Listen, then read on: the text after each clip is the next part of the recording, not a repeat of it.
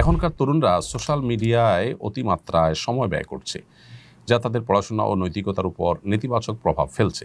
একজন অভিভাবক হিসাবে আমি কিভাবে তাদের সঠিক পথে পরিচালিত করতে পারি? অভিভাবক হিসাবে আমাদের নিজেদের মোবাইল ফোনের অতিরিক্ত ব্যবহার বন্ধ করতে হবে এবং নিজেরা বাচ্চাদেরকে প্রচুর পরিমাণ সময় দিতে হবে। মোবাইল ইত্যাদি থেকে দূরে থেকে তাদেরকে সময় দিলে ইনশাআল্লাহ তার একটা সুফল আমরা পাবো। দ্বিতীয়ত, অভিভাবক হিসাবে আমরা সোশ্যাল মিডিয়াতে বিচরণ করা সন্তানদেরকে সেখান থেকে সরিয়ে আনার জন্য তাদের উপযোগী খেলাধুলার পরিবেশ, ফিজিক্যাল এক্সারসাইজের জায়গা তাদেরকে দিতে হবে, বিকল্প বিনোদনের ব্যবস্থা তাদের জন্য করতে হবে এবং সে সমস্ত পরিবারের ছেলে মেয়ে এবং সে সমস্ত শিক্ষা প্রতিষ্ঠান ইত্যাদি অ্যাভয়েড করতে হবে যেগুলোতে আসলে এই ধরনের ডিভাইসের ছড়াছড়ি বাচ্চাদের প্রতি ব্যবহারের ব্যাপক প্রচলন আছে, কারণ পরিবেশ দ্বারা বাচ্চারা অনেক বেশি প্রভাবিত হয়। তারপরও আজকে চতুর্দিকে মানুষ যেভাবে আক্রান্ত এই রোগে, সেখানে আসলে শুধু কিছু পরিবারের সাথে মেশা বন্ধ করে দিলে সন্তানরা যে একেবারে নিরাপদ হিসাবে তা নয়, জন্য এক্সট্রা আরও বিভিন্ন রকমের অ্যাক্টিভিটিস চালাতে হবে। আমার পিতা আমাকে ও আমার আম্মিকে ছেড়ে বহু বছর আগে চলে গেছেন। তিনি কখনো তালাক উচ্চারণও করেননি। বর্তমানে আমার বয়স 19 বছর এবং আমার আম্মি অসুস্থ। আমি চাই তিনি অন্যত্র বিয়ে করে নতুন জীবনযাপন শুরু করুন। এখন প্রশ্ন হলো, এই অবস্থায় আমার আম্মি কি অন্যত্র বিয়ে করতে পারবেন? আর দ্বিতীয়ত, তালাক ছাড়া ইদ্যত কীভাবে গণনা করা হবে, তা কতদিন হবে? দেখুন, প্রথম কথা হলো যে আপনার আম্মি তিনি আপনার বাবার কাছ থেকে যেহেতু তালাক প্রাপ্ত হননি, অতএব তার জন্য ইদ্যত প্রযোজ্য হবে না।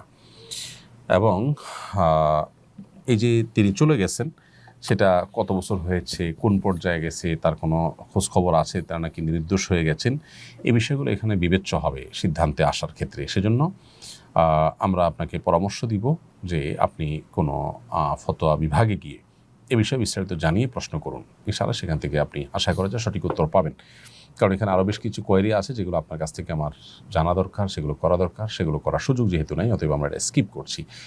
যদি এমন হয় যে তিনি বেঁচে আছেন এবং নিরুদ্দেশ নন, তাহলে সেক্ষেত্রে তার কাছ থেকে যে কোনোভাবে বিচ্ছেদ নেওয়ার, মৌখিকভাবে বিচ্ছেদ নেওয়ার হলেও চেষ্টা করতে হবে। তারপরে আপনি অন্যত্র বিয়ের চিন্তা করবেন। মহসিনা আক্তার মোমো আপনি লিখেছেন, আমার বাবার 3 ভাই 2 বোন। আমার বাবা মারা গেছেন 1 বছর হয়েছে, কিন্তু এখনও আমাদের প্রাপ্য জমি বুঝে দিচ্ছেন না। আমার প্রশ্ন হচ্ছে, আমার বাবার কেনা জমি কি আমার চাচা এবং ফুফুরা পাবেন? বোন মহসিনা আক্তার, প্রথম কথা হলো, আপনার বাবার মৃত্যুর পর সেই সম্পদ ভাগ বন্টন করা এটা আপনাদের অধিকার। এখানে আপনার চাচা বা ফুফুরা তারা বাধা দেওয়ার কোনো নৈতিক কারণ নেই। কোনো ব্যক্তির মৃত্যুর পর তার যদি ছেলে মেয়ে থাকে, সন্তান থাকলে সেক্ষেত্রে ভাই বা বোন কিছু পান না। অতএব আপনার বাবার সম্পদে আপনার চাচা, আপনার ফুফুরা কিছুই পাবেন না যেহেতু আপনারা বেঁচে আছেন। অতএব আপনার বাবার সম্পদ যদি হয়ে থাকে, সেক্ষেত্রে এক্ষেত্রে আপনাদেরই অধিকার। মূলত মেয়ে মানুষ যদি আপনি একা হন, যে আপনার কোনো ভাই নাই, হ্যাঁ, তাহলে ভিন্ন হতো, কিন্তু আপনি যেহেতু ভাই আছে বলেছেন, তাহলে সেক্ষেত্রে তারা পাবেন না। ইলিন তাহসিন আপনি লিখেছেন, আমার মা বাবার 23 বছরের সংসার। আমার বাবা আমার আম্মু ও আমাদের 2 বোনকে অনেক কষ্ট দেয়, নির্যাতন করে, ঠিকমতো ভরণ পোষণ দেয় না। আমার আম্মু ও আমি সন্তান হিসেবে কি কাজ বা আমল করলে আমার বাবা চিরদিনের জন্য ভালো হয়ে যাবে? কি করলে পরিবারের রহমত ও সুখ শান্তি থাকবে? ভাই তাহসিন, আপনার বাবা আপনার মায়ের প্রতি জুলুম করছে, এটা দুর্ভাগ্যজনক। এটার জন্য প্রথমত আপনারা, যেহেতু আপনার বয়স 23 হয়ে গেছে, আপনি টিউশনি করে হলেও, ছোটোখাটো কাজ করে হলেও আপনার মায়ের ভরণ পোষণ দেওয়া, তার কষ্ট লাঘবের চেষ্টা করবেন। সেই সাথে আপনার বাবাকে ভালো করার জন্য নিজেরা যদি সেরকম পরিস্থিতি পরিবেশ হয়, তাহলে তাকে বোঝাবার চেষ্টা করবেন, আর না হলে অন্য কাউকে দিয়ে তাকে বোঝাবার জন্য আপ্রাণ চেষ্টা করবেন। মসজিদের ইমাম সাহেব, আশপাশে যে সমস্ত মানুষগুলো আছে, অথবা যাদের প্রভাব আপনার বাবার উপরে আছে, সে সমস্ত লোকগুলোকে দিয়ে বোঝানোর চেষ্টা করবেন। ওলামা ইকরামের বক্তব্য শোনানোর চেষ্টা করবেন, বিভিন্ন কৌশলে তাকে কাউন্সেলিংয়ের চেষ্টা করবেন এবং সবশেষে আল্লাহর কাছে দোয়াও অব্যাহত রাখবেন।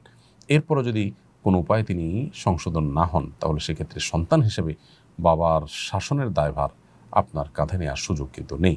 সবর আপনাদের করতে হবে এবং আপনার মাকেও সেই সাথে বোঝাবেন যে দুনিয়া এটা জান্নাত নয়, সেখানে সব কিছু মন মতো হয় না, বিধায় সবরের কোনো বিকল্প ইমানদারের জন্য নেই, বিধায় সবরের পথটাকে অবলম্বন করতে হবে। সোমাইয়া চৌধুরী আপনি লিখেছেন, কিছু কিছু মানুষকে মাফ করতে চায় কিন্তু মনে হয় তাদের মাফ করলে নিজের উপর অবিচার করা হয়, এক্ষেত্রে করণীয় কি? শয়তান এটা আমাদেরকে বোঝায়।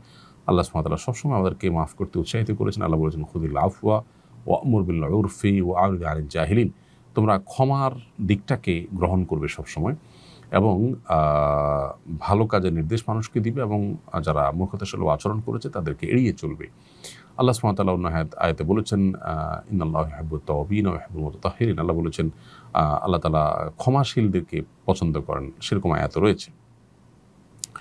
অতএব আল্লাহ তাআলা তার নেককার বান্দাদের প্রশংসা করতে গিয়ে বলেছেন, ওয়াল আফিনা আনিন নাস, যারা মানুষকে ক্ষমা করে তাদেরকে আল্লাহ তাআলা নেককারদের কাতারে শামিল করেছেন। এজন্য মাফ করার চেষ্টা করতে হবে। শয়তান আমাদেরকে নানাভাবে প্রলুব্ধ করে আমরা যেন ক্ষমা না করি, নিজের ভিতরে যে অবিচার হবে মনে হয় না, সবর করবেন এবং ক্ষমা করবেন, সেদিকটাই ভালো। আল্লাহ সুবহানাহু ওয়া তাআলা সবসময় সেদিকে আমাদেরকে প্রায়োরিটি দিতে বলেছেন। আল্লাহ বলেছেন যে, ফাইন আকিবতুম ফাআকিবু মিসলা মা উকিবতুম বিহি ফাআকিবু মিসলা মা উকিবতুম বিহি। যদি তোমাদেরকে কেউ কষ্ট দেয় তাহলে তোমরা সে পরিমাণ কষ্ট দিতে পারো যেটুকু সে দিয়েছে, সমান সমান দিয়ে তুমি প্রতিশোধ নিতে পারো। কিন্তু ওয়ালা ইন সাবারতুম লাহু খায়রুল লিস-সাবিরিন, যদি ধৈর্য ধারণ করো সেটা হবে সবচেয়ে উত্তম। মেয়ের নাকের নিচে গোফের মতো থাকে, সেগুলো কাটা যাবে কি না?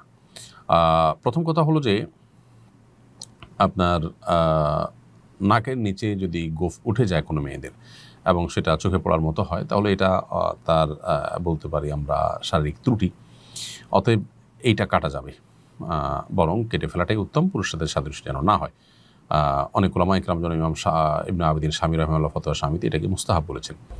লিপি আক্তার নূপুর আপনি লিখেছেন, পিতামাতা যদি সন্তানের সাথে বৈষম্য করে তাহলে ইসলাম কি বলে? পিতামাতাও যদি বৈষম্য করে সেটা অন্যায়, অন্যায়, অন্যায় সর্বাবস্থায়। অতএব মা বাবাও সন্তানদের প্রতি যেন জুলুম না হয় সেদিকটা তাদের খেয়াল করতে হবে। মা বাবা হয়েছেন দেখে তারা যা খুশি তা করবেন, সেই লাইসেন্স তারা কিন্তু পান নাই। আল্লাহ তাআলা ইহসান তার নিজের জন্য আবশ্যক করে রেখেছেন। আল্লাহ তাআলা নিজের জন্য জুলুম না করাকে আবশ্যক করে নিয়েছেন। আল্লাহ সুবহানাহু ওয়া তাআলা বলেছেন, ইন্নী হারামতু যুলমা আলা নাফসি ফালা তাযালামু। হে বান্দাগণ, আমি আমার নিজের প্রতি জুলুমকে হারাম করেছি। আল্লাহ নিজের জুলুমকে নিজের জন্য হারাম যদি করে থাকেন, তাহলে মা বাবার জন্য কিভাবে সন্তানের প্রতি জুলুম বা বৈষম্য করা হালাল হতে পারে? আস-সুন্নাহ ফাউন্ডেশন, উম্মার স্বার্থে সুন্নাহর সাথে।